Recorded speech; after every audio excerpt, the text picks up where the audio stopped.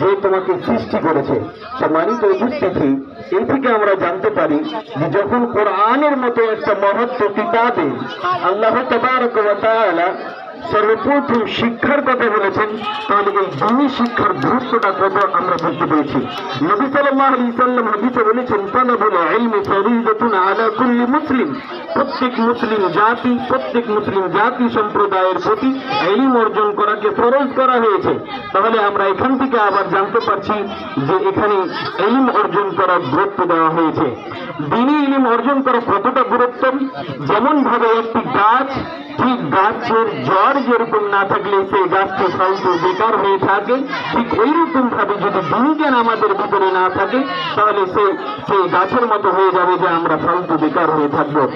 আমাদের সমাজের মধ্যে আজকে ঠিক দিনের দিন টেকনোলজির দিকে বৃদ্ধি পাচ্ছে, কিন্তু আমাদের সমাজে যে দুর্নীতি ছড়িয়ে আছে, সেই দুর্নীতি থেকে আমরা সরতে পারছি না।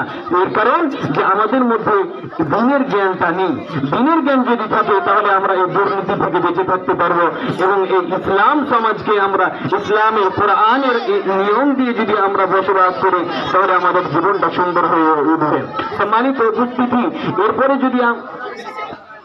যদি আমরা একটা কোরআনের আয়াত দিয়ে জানতে যাই, ফালাউলা নাফারা মিন কুল্লি ফিরকাতিন মিনহুম তাইফাতুন লিয়াতাফাক্কাহু ফিদ-দ্বীন, যে তোমাদের মধ্যে একটা সম্প্রদায় কেন হয় না যারা কোরআনের বা দ্বীনের জ্ঞান অর্জন করতে যায়। এ থেকে আমরা জানতে পারি যে দ্বীনের অর্জন করা অতি অতি অতি জরুরি। তাহলে আজ জরুরি হয়ে পড়েছে যে আমরা প্রত্যেকেই যেন দ্বীনের জ্ঞান অর্জন করি।